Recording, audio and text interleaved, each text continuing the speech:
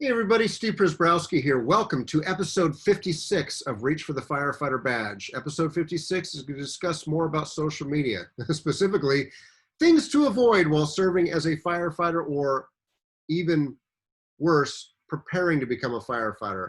It's bad enough if you do something stupid or illegal or unethical on social media once you are a firefighter, but if you're trying to become a firefighter, you may just eliminate your chances if you do something that drastically illegal, unethical, or just dumb. So let's share some lessons learned over the years so hopefully you cannot find yourself in the same shoes as some others. So as always, my two websites have a lot of great free information on there to help you be the best candidate that you can be. Please go check them out when you get a chance and, learn what you can from my lessons learned over the years as well as other lessons I've shared from others. So good stuff on there. Also, my website's two of the books that I've had published to help you be the best firefighter candidate that you can be. So let's get going. In the last episode 55, we talked about some reasons that social media can kill a career before it starts or once it starts. I want to build upon that. A name I mentioned in the previous episode, number 55, was a gentleman named Dave Statter. And you see it at the bottom, his website, statter901.com. Dave is a retired news guy from Virginia, Maryland area, I can't remember which, but he runs a website. He's got a free email list where you can sign up and daily get emails of videos, stories, good stuff, a lot of not so good stuff, meaning firefighter poor behavior, on duty, or firefighter on duty getting arrested or off duty arrested. Posts a lot of videos about fires. Here's a first arriving video of a fire in Dallas, Texas, or North Carolina, whatever, but a lot of great resources to really educate yourself in the fire service, especially of what not to do. But Dave has coined a couple of terms which are really timely in today's world. Number one, SMACSS, which is short for social media assisted career suicide syndrome. And his point is that not a day goes by that you see somebody, and not just the government, it's not just a firefighter or a cop or someone that works for the city. It's private citizens that work for private companies that are getting fired because of something they post on social media. It used to be, well, you're a governmental official, you work for the fire department, police department, you're held to a higher standard. So that was a racist, sexist post, you're fired or demoted. Now there's pretty much zero tolerance for that. And especially when we're seeing people in private industry now get fired because of things they've done, especially recently with a lot of the things going on in the world, that should open up your eyes, and we'll talk a little bit about that. I mean, you're entitled to your opinion, but realize once you share that opinion, especially on social media, you're putting a target on yourself that your future employer may choose not to hire you for, and your current employer may say, have a nice day, you're not proudly representing our organization. So besides SMACSS, he has another term, social media blindness.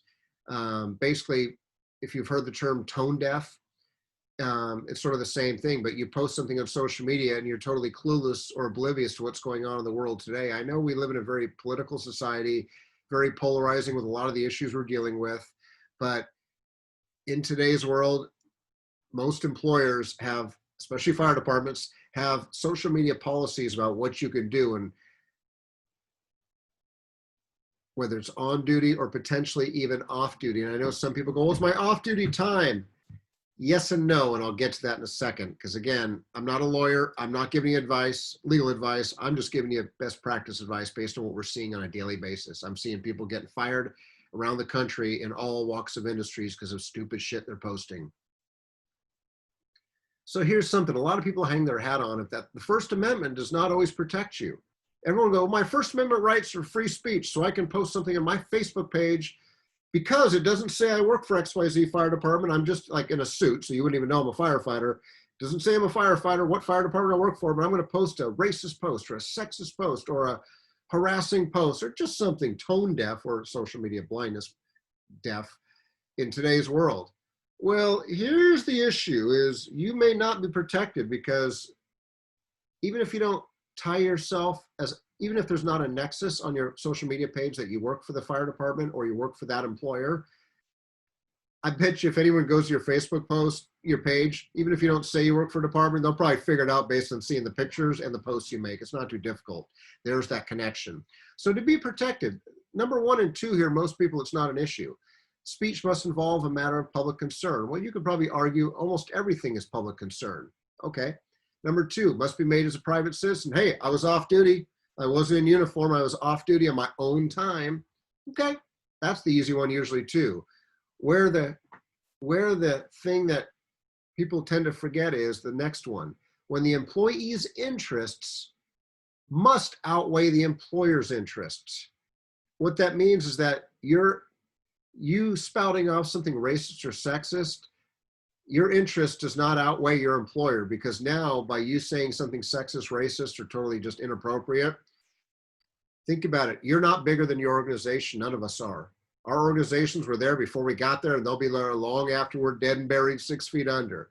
And that's what employers, whether it's a fire department, police department, or a private company, is going to hold their hat on, is your post basically was bad public relations for our organization, or maybe your post cost us money because people no longer whatever sponsored us or whatever else. But Dave Statter adds a little bit more to this, and Kurt Verone is a name. If you haven't heard Kurt Verone's name before, Google his name. He's a lawyer, retired he's a lawyer. I don't want to listen to that.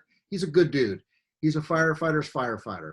He's a retired deputy chief out of Providence, Rhode Island, and he's a practicing attorney, and he has a lot of great information on his websites and blogs and email list, again, to keep you out of trouble, just like Dave Statter does. These two guys put this together, and they're both solid dudes. Number three is where you're going to lose the battle most of the time. So let's continue on that. Take a look at this one. This is like an epidemic. Not a day goes by. This is from Dave Statter, one of his daily emails. And basically, Dave's not trying to make fun of anybody. Dave's not trying to bag on the fire service. Dave's trying to help the fire service, just like Kurt is. You know, they're posting this stuff not to make fun of us, but to make us, because we're not learning from history. We are failing to learn from history. Apparently there's I know there's an epidemic right now of fireground selfies. So Dave posted this on his website a while ago. The fireground selfie becomes an issue. This is a Michigan fatal fire. These are two firefighters. You can tell by the Nomex hoods. There's a fire burning behind them. And obviously, what do you think a firefighter should be doing when they arrive at a fire scene? The obvious, fighting fire, doing something besides what? Let me take a picture. In today's world, if you hadn't figured out that somebody is always watching you, night, day, whenever, especially when you're outside in the public area, there's cameras everywhere, Ring doorbells are watching you, everyone's watching you. And then you post, then it's not just watching you, now you post this on social media. So you've made yourself a target. In many departments, this would obviously be a violation of your social media policy, punishable by up to termination. Here's another one. Texas firefighter loses 3 jobs over a Facebook post about hunting immigrants. Another one on Dave Statter's website, another one of his news stories. Again, he's trying his best for us to learn. Obviously, some people are not learning. I mean, I know we do background checks on people, not every fire department, and some fire departments do half-ass background checks. Some don't do polygraphs, some don't do psychological evaluations. I mean, sometimes some departments, especially rural departments, are so desperate, they just want a pulse. I mean, sad to say, but that happens. So here's a guy that lost three firefighter-related jobs. It wasn't just one fire job, it was 3 jobs because he Facebook post about hunting immigrants. I mean, again, this ain't a political Democrat, Republican, Tea Party, whatever. This is a common sense platform. As soon as you,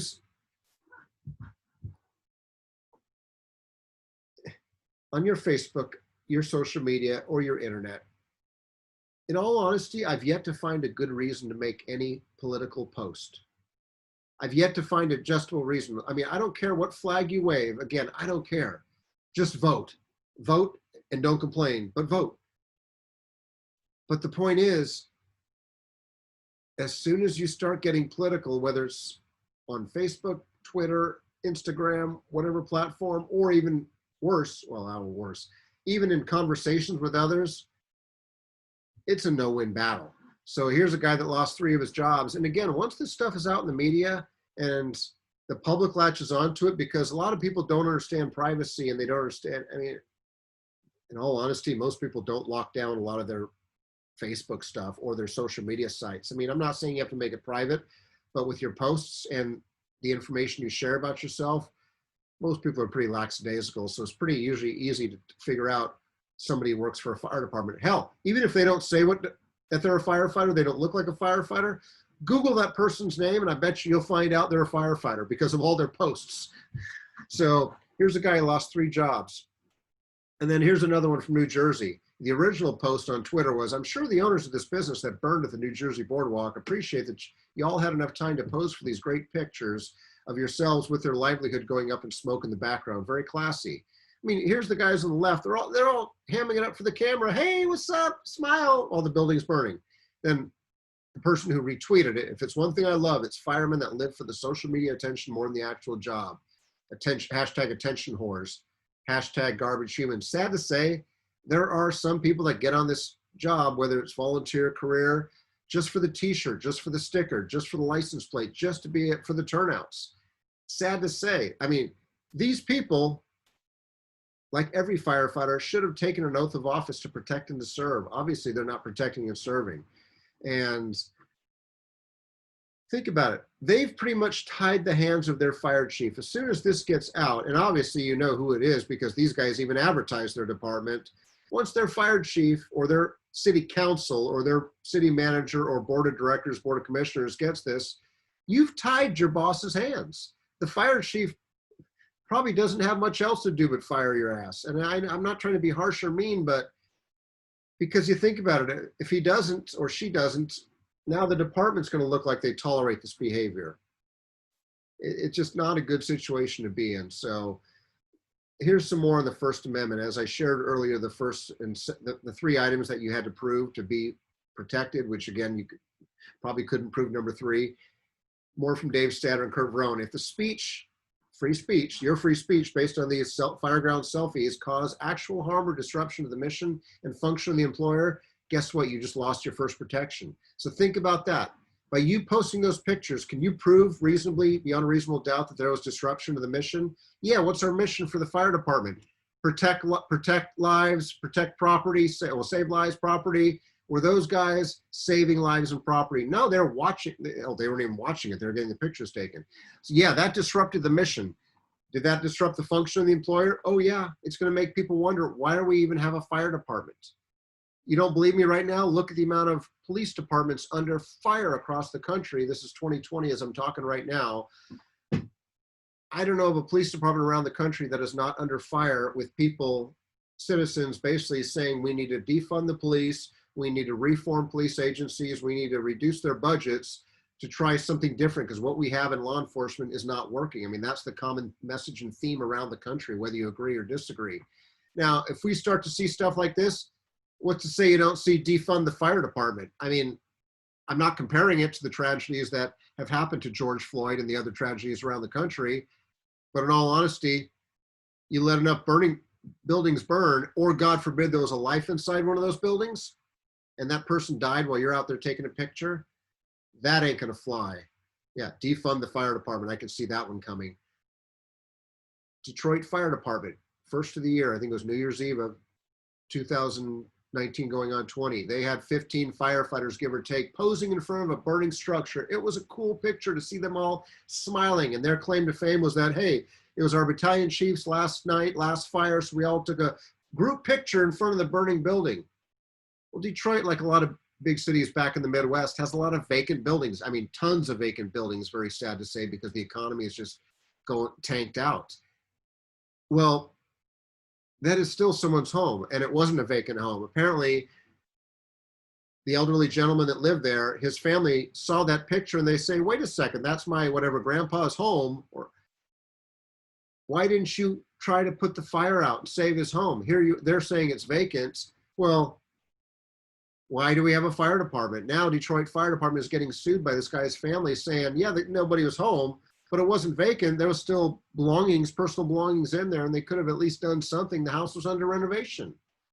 I know, it sucks. I mean, think about this. You could be a firefighter. Now the officers, the captains, chiefs, they got disciplined because they allowed the behavior to occur. I don't think the firefighters got disciplined, but think about this. You could be a brand new firefighter and put in a situation like that. There's no easy answer. Well, the easy answer is like, no, guys, this isn't the right thing to do. But that's a whole nother subject about you're going to be put in situations that may get you in trouble, may cause you to even lose your job. Don't believe me? Don't believe me? Yeah, look at Minneapolis Police Department right now, back in late May when George Floyd had the one officer, put his neck on George Floyd, and George died. That officer was immediately arrested and getting charged.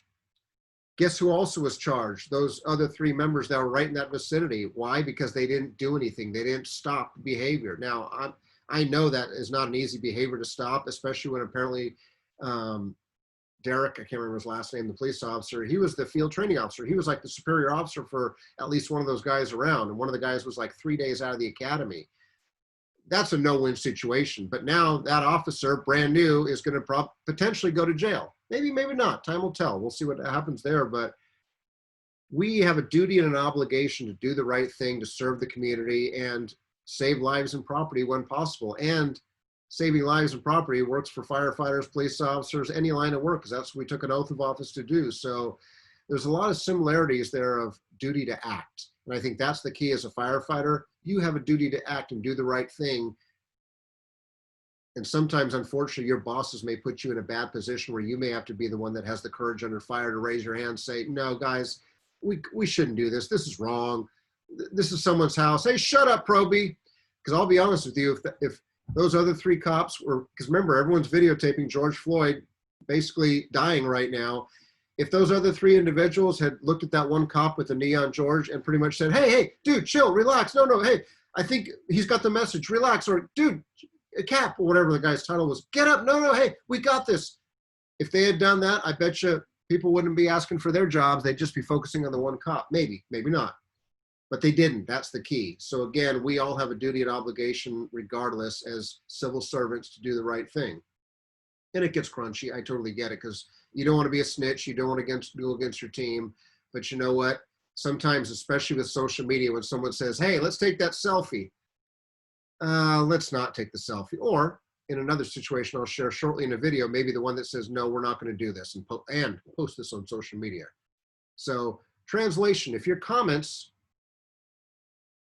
let me start this from scratch here. If your comments cause image problems, meaning image perception or public relation problems, but if your comments or your picture or your post cause problems impacting how your department interacts with the community, meaning if your one post can potentially negatively reflect on your department, which most of these posts do, or disrupts other key parts of the operation, your bosses may be within their rights to discipline you. Now, obviously, the courts will decide this, but so far the courts have been in favor of the employers when employees have done basically sexist, racist, illegal, stupid social media stuff. And it could also be just you liking a comment. Yeah, you liking a comment that's racist, sexist could also get you in trouble, because now you're supporting that behavior, or as they say, what you permit, you promote. So thus, when your social media comments become a liability and come between you and your fire department and the public it serves, think about that. Your comments come between the public trying to get service from the fire department and the fire department trying to serve the community the best of its ability. Look at law enforcement right now. Severing you from the fire department or police department, as we're seeing right now in masses, may be a key component of damage control. In fighting your dismissal, you may have to prove your interests outweigh those of the fire department. Good luck on that one. I don't even know if the best of attorneys can get you out of that one. But try not to put yourself in that situation to begin with, is all I can say here. So one little short video before we shut this out, but these videos are out there on a daily basis of firefighters, police officers, hell, private citizens that work for private industry doing stupid stuff. This stuff never gets deleted and it goes viral. And the next thing you know, oh, I'm sorry, I didn't mean to post it. I didn't mean any harm by it. But here's a crew responding in the rain to a call, to an accident, and they're basically whining and complaining about the weather and having to basically do their job. So listen to this crew. This is something they posted. Nobody else did. So there was 3 or 4 people on that fire engine responding to a call. One of them's filming it. They're all talking back and forth. They all know it's being filmed, but nobody said, hey, stop, knock it off. That's not right. Because again, nobody wants to be that guy or that gal. I don't want to go against the brotherhood, the sisterhood. Well, if you're out of a job, I don't know what to tell you. Try explaining that to your family. So imagine you being the family of this person that got into an accident, as you'll see on the news here.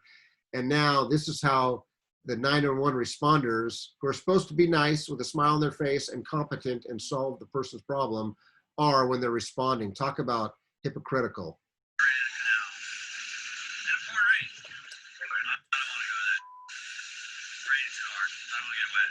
A Southwest Florida firefighter caught complaining about doing his job on social media.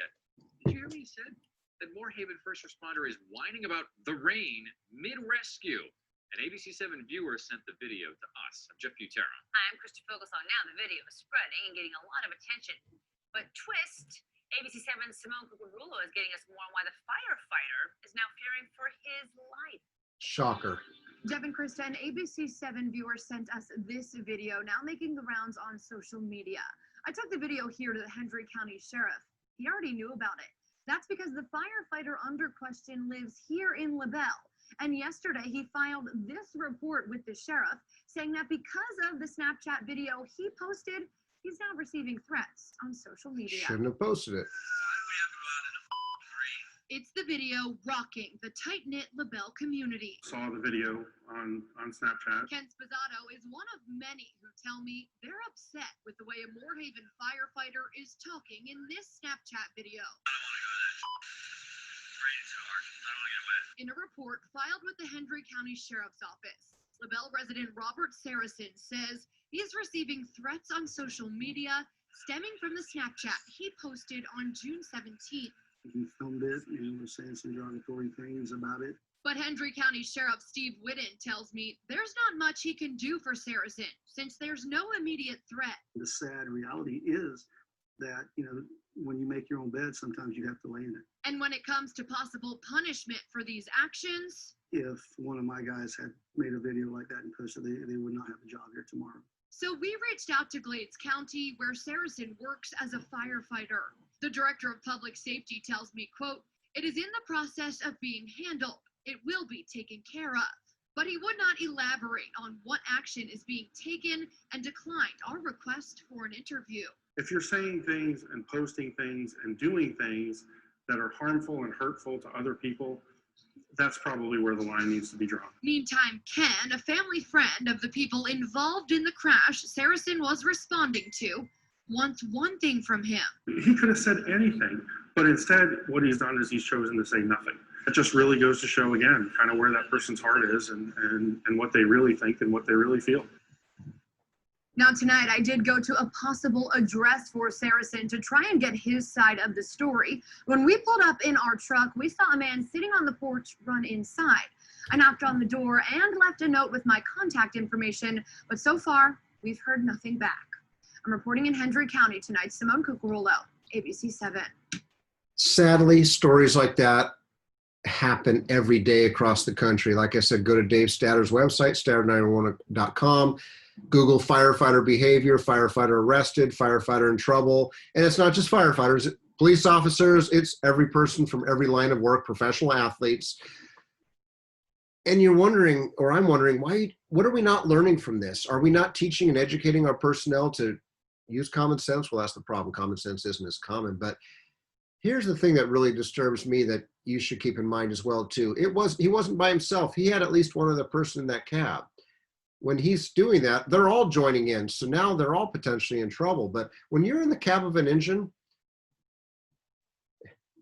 or better yet, when you're around somebody else, unless you're truly by yourself, you're never by yourself, it seems like, but unless you're truly by yourself and you're talking to somebody else, nothing is secret or nothing is confidential. So I think just keep that in mind as you go forward. Plus, especially in the cab, you don't know if they're recording devices, because some cabs also, depending on the microphone placement, sometimes the microphone placement can easily get activated, whether you touch it or not. I mean, open microphone is what we call it.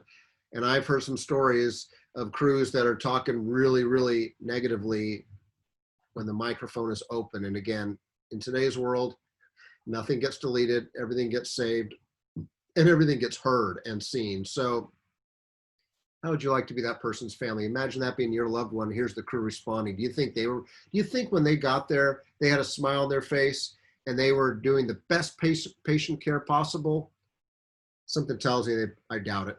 So we'll leave it at that. Please don't put yourself in that position. More importantly, learn from these things. So social media is a very powerful resource. Seriously, it's a great resource.